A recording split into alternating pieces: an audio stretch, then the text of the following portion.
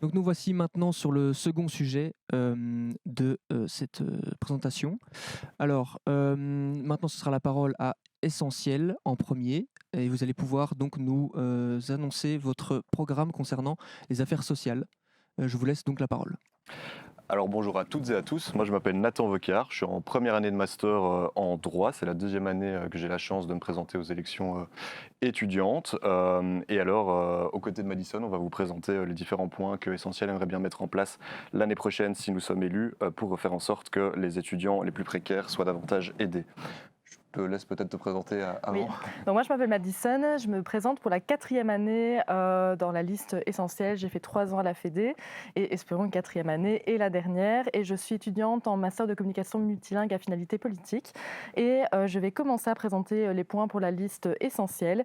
Donc premièrement, nous aimerions organiser des armoires à dons dans toute l'université. Il y a déjà des facultés, des bâtiments qui le mettent en place, mais on aimerait bien généraliser ça à toute l'université, afin de pouvoir donner accès à tout le monde, à du matériel scolaire, à des livres et même à d'autres choses dont une personne aurait besoin. Parce que par exemple, les Erasmus, des fois, ils ont plein de livres qui les encombrent et au final, ils pourraient les laisser à l'université et d'autres étudiants pourraient en profiter.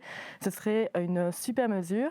Mais ce qui serait encore mieux, c'est aussi, et très important, de mieux informer sur les aides sociales parce que malheureusement, beaucoup d'étudiants ne sont pas encore assez au courant, que ce soit des premières années ou plus loin, sur les aides sociales.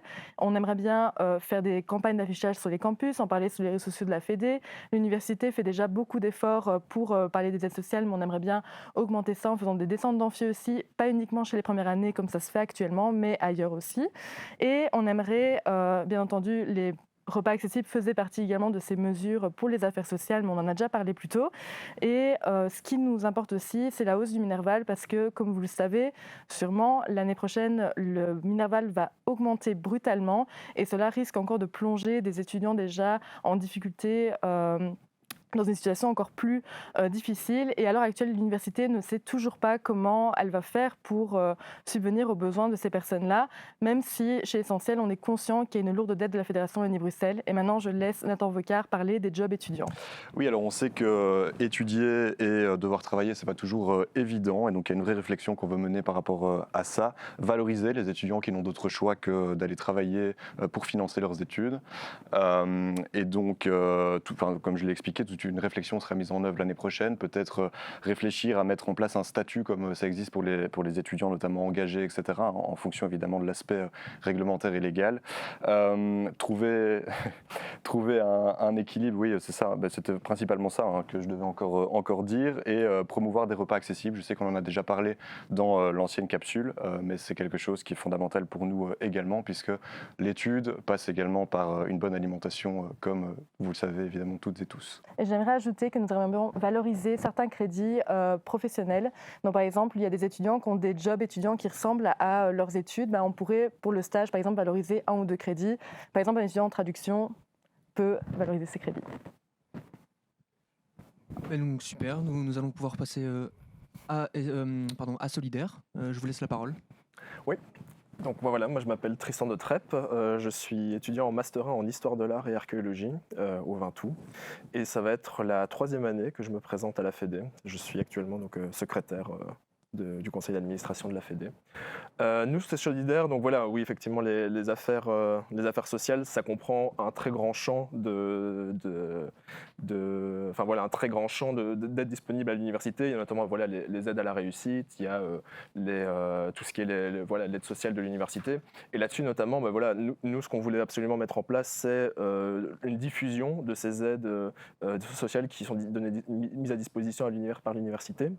On a été à l'initiative d'ailleurs pour tenter de faire venir des formateurs pour former les représentants étudiants, et on aimerait vraiment que ces formations elles soient diffusées tout dans le tissu de la représentation étudiante, auprès des représentants de conseils de faculté, des délégués, dans les cercles, pour que voilà, les étudiants sachent ce qui est à leur disposition et qu'on puisse cibler ça au mieux. Il y a vraiment aussi donc, de notre côté on veut avoir une réflexion sur le logement étudiant. Voilà, il faut vraiment qu'on mette un poids d'attention et on sait par exemple que les étudiants francophones en général peuvent faire des campagnes sur la question des logements étudiants pour les rendre assez accessibles. Il y a aussi toutes les questions de salubrité qui sont vraiment importantes. Même chose pour la santé mentale. Donc là, évidemment, c'est une question qui est vraiment multifactorielle.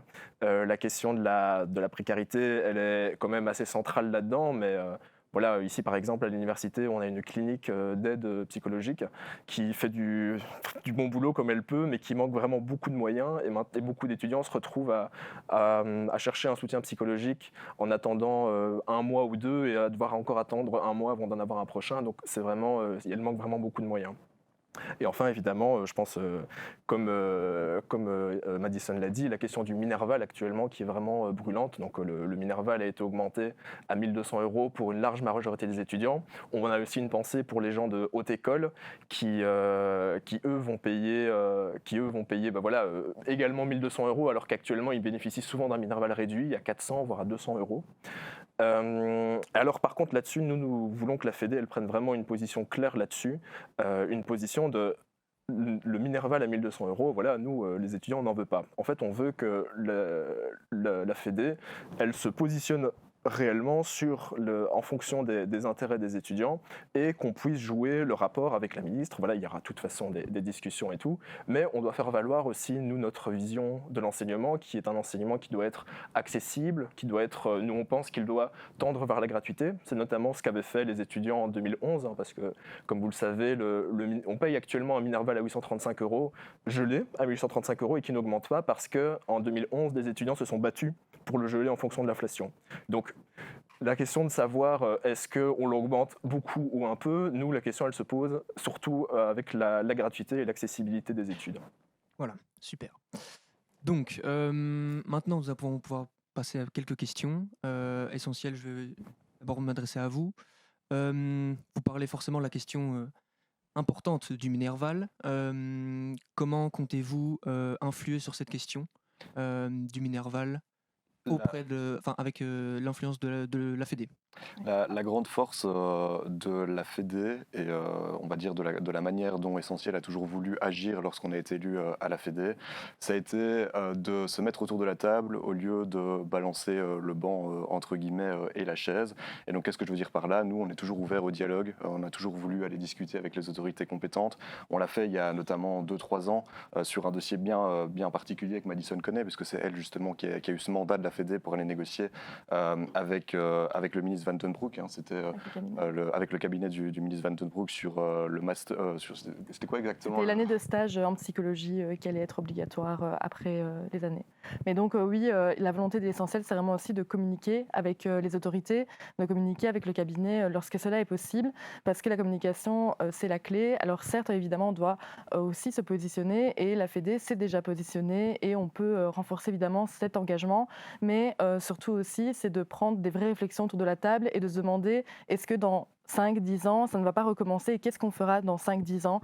Donc se demander quelle est la bonne solution, parce que c'est vrai qu'il y a une dette de la Fédération Wallonie-Bruxelles. Est-ce la bonne façon de venir combler cette dette en prenant dans le portefeuille des étudiants qui, en plus, il y a certes la ministre qui a proposé plusieurs étapes, mais est-ce que ces étapes-là sont vraiment réelles aux situations?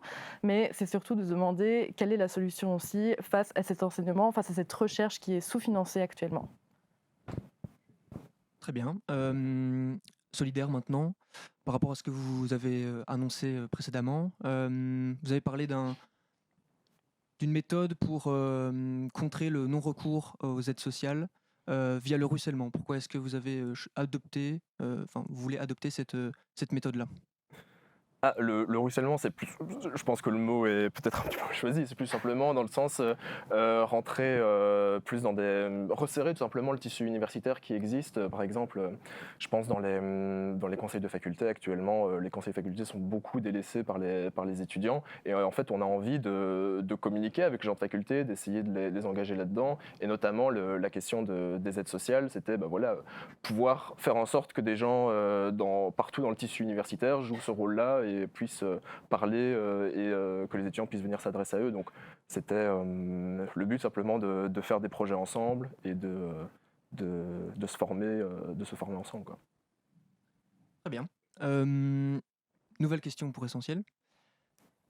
Vous abordez la question de de l'équilibre entre le job et les études.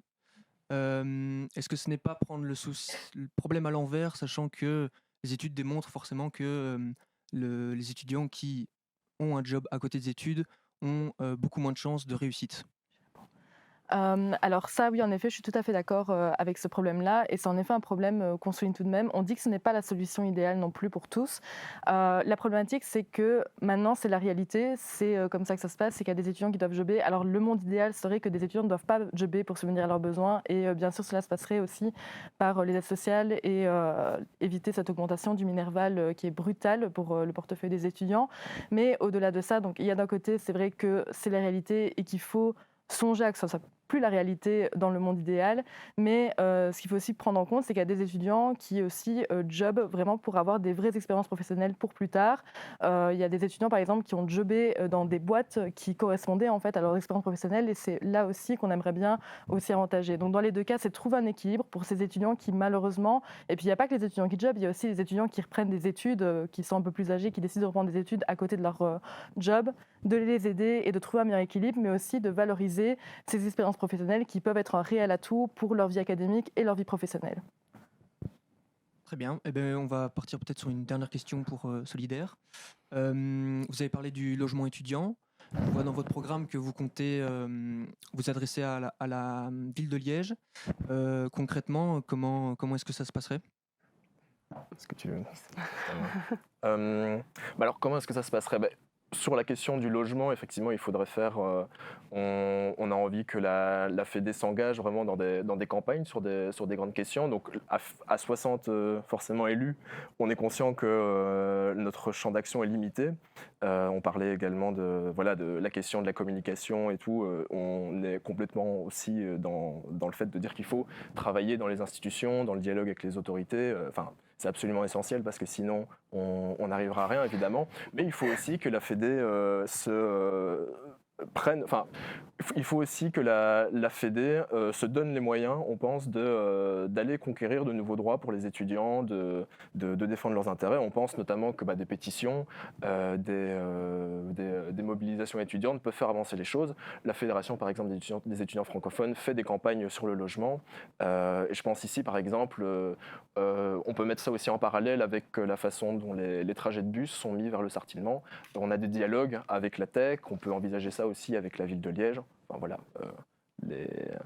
on peut avoir un champ d'action qui est ambitieux. Moi, j'aurais simplement une dernière question pour Essentiel concernant l'armoire à dons et les casiers. Vous avez une idée de comment organiser ça dans toutes les facultés? On centralise ça au 20 août, on met ça à la Fédé? Moi, ce qu'on pensait, c'est de mettre ça dans tous les bâtiments, c'est comme on disait, et aussi, comme on en avait discuté aussi également, c'est de faire de la sensibilisation, notamment. Oui, l'idée c'est d'être le plus proche des étudiants de nouveau. On se rend évidemment compte que pour faire en sorte que ce soit le plus pragmatique dans la gestion, il ne faut pas forcément... ça serait trop compliqué de tout centraliser, notamment à la Fédé, etc. On veut vraiment être proche des étudiants sur toutes les facultés. L'Université de Liège a des facs multiples et variées qui sont au niveau géographique tout à fait éloignés. Et donc ça ferait beaucoup plus sens de pouvoir aller vers les étudiants directement et donc d'avoir ce matériel-là à leur disposition. Je vous remercie pour ces questions complètes et on va passer au troisième sujet.